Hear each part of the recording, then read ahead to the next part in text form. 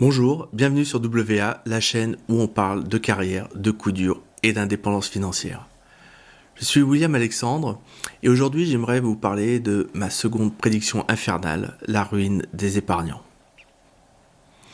Alors oui, il n'y a pas que l'inflation qui menace votre épargne, comme je l'avais mentionné dans la première prédiction infernale. Et quand je parle d'épargne, ce n'est pas seulement votre avoir en cash à la banque, mais aussi vos actions, vos obligations, les fonds dans lesquels vous avez peut-être investi, les assurances vie, les plans d'épargne retraite, les plans d'épargne entreprise. Avec un pouvoir d'achat qui ne cesse de s'effriter, comment les actions d'entreprises qui vendent aux ménages, donc, peuvent continuer à faire de bons résultats, à voir leur cours de bourse grimper, à payer des dividendes? Je ne sais pas pour vous, mais moi je vois pas comment. Les cours grimpent grâce à l'impression monétaire uniquement, mais pas grâce aux performances. D'ailleurs, c'est quoi aujourd'hui la performance ?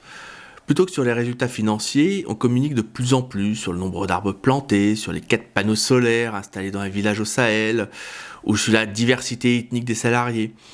Si ces critères sont primordiaux pour vous, bien sûr que vous devez les privilégier. Par contre, si votre critère est la performance financière, alors là, vous devez être plus vigilant. Les entreprises s'adaptent à la baisse du pouvoir d'achat de leurs clients, en réduisant les coûts notamment.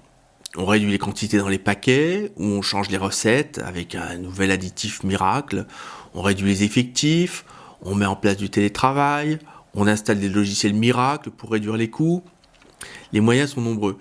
Mais le problème, c'est qu'à un moment, tous les leviers d'économie auront été épuisés, et c'est là que la situation va devenir critique.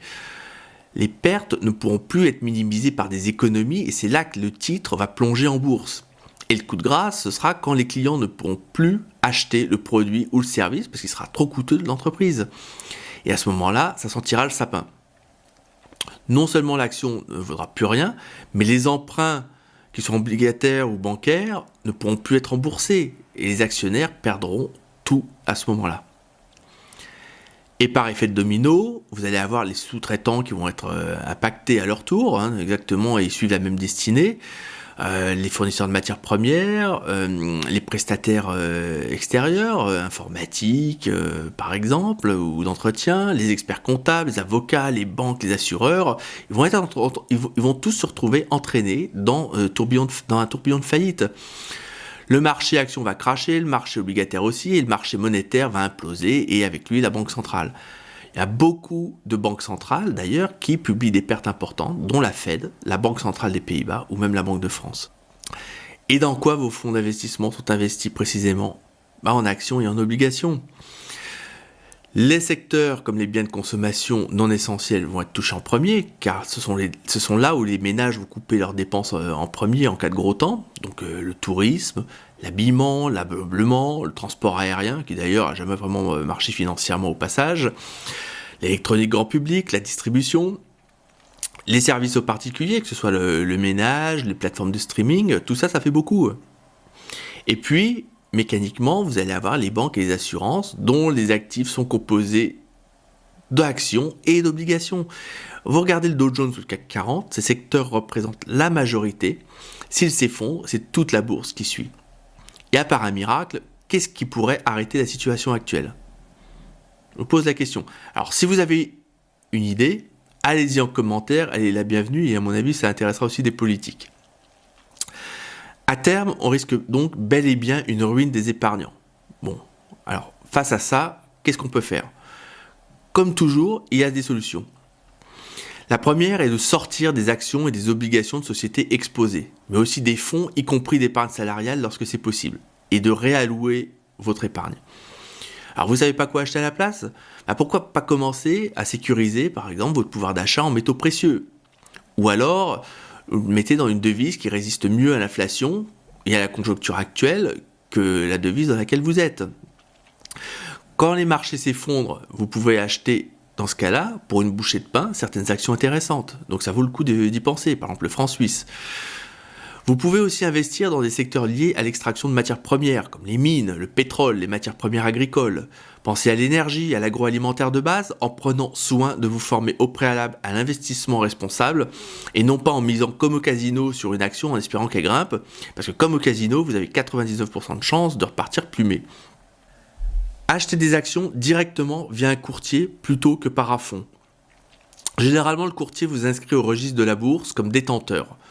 Ce sont vos actions. Alors, à vérifier toutefois dans le contrat avec le courtier, c'est important.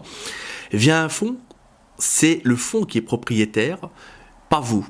Vous ne détenez dans ce cas que des parts du fonds. Si le fonds se plante, vous perdez tout. Avec un courtier en direct, si le courtier se plante, ce qui peut arriver, il est fort probable que vos titres soient transférés par le liquidateur à un autre courtier. Donc vous gardez bien vos actions.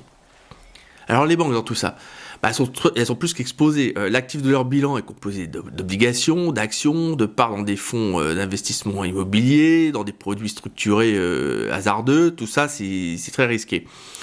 L'actif du bilan est aussi composé de crédits de plus en plus exposés aux défauts de remboursement. Les emprunteurs ayant de moins en moins de capacité pour rembourser leurs mensualités, et voire ils peuvent se retrouver au chômage ou en faillite. Légalement, c'est inscrit dans le code monétaire, les banques peuvent compenser leurs pertes en puisant dans vos comptes. Et il faut garder en tête que l'argent de la banque n'est plus votre argent, c'est celui de la banque. Vous devenez un créancier de la banque et comme tout créancier, vous êtes exposé au risque de non-remboursement par vos débiteurs, dont votre banque fait partie. Alors les dépôts sont officiellement garantis par des assurances. Vous pouvez diversifier le risque avec plusieurs comptes dans plusieurs banques, mais pas dans des banques qui font partie d'un même groupe, surtout pas. Et pourquoi pas dans des pays différents, si vous en avez les moyens. Mais le risque est important dans la plupart des pays et ce système de garantie de dépôt, jusqu'à une certaine limite, existe aussi bien aux États-Unis qu'en Angleterre, en Chine, en France ou en Allemagne. Sachez deux choses. Ces fonds de garantie sont souvent insuffisants pour couvrir les dépôts d'une grande banque type Chase Manhattan, Deutsche Bank ou Crédit Suisse. Les avoirs, par ailleurs, de ces fonds de garantie sont souvent de seulement quelques milliards, alors que les dépôts de grands groupes bancaires peuvent atteindre facilement plusieurs centaines, voire plusieurs milliers de dollars. Alors c'est un peu juste, surtout quand on regarde de plus près à ces fonds qui sont investis en obligations ou en actions du secteur bancaire. Ensuite, vous êtes garanti pour une certaine somme. Tout ce qui est au-dessus n'est pas garanti. Garantissez bien. Mais si la somme garantie ne vous garantit rien, vous toucherez rien. Sachez aussi que la liquidation d'une banque est un processus très long. C'est plusieurs années pour une petite banque en moyenne. Il faut retracer les avoirs dus à chaque créancier, y compris à chaque client. Et c'est très très long car la banque ne détient pas tous vos avoirs. Beaucoup de vos avoirs sont dans des entités juridiques autres, comme des fonds d'investissement, des sociétés gérant les cartes bancaires, des assureurs. Le liquidateur doit donc faire un travail de fourmi pour des millions de clients, des milliers de prestataires dont certains n'existent plus car en faillite. Tant que votre avoir n'est pas reconstitué à 100% et que les avoirs de tous les autres clients n'ont pas été reconstitués à 100%, aucun paiement ne peut avoir lieu. Ensuite, le liquidateur doit faire l'objet de contrôles, d'audits. Et ceux-là vont être longs aussi. Et si l'inflation est de 5% par an et que le processus de liquidation avec de la chance dure 8 ans, votre avoir garanti a perdu 47% de sa valeur. Donc ça, c'est tout bénef pour votre banque, qui vous devra moins. Malheureusement pour vous, vous allez souffrir. Alors soyez donc vigilants. Je sais mes petits lapins, ça fait mal, c'est angoissant, c'est anxiogène, mais bon, pareil, peut-être qu'avec de la chance ça se produira pas, mais si ça se produit, au moins vous pourrez être préparé. Alors une chose aussi très importante, utilisez les commentaires si vous avez des idées, des expériences, ou donnez votre point de vue tout simplement.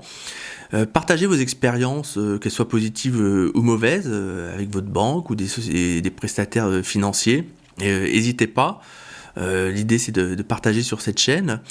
Et puis, je vous propose de vous retrouver très prochainement pour troisième prédiction infernale, le chômage de masse durable. À très bientôt.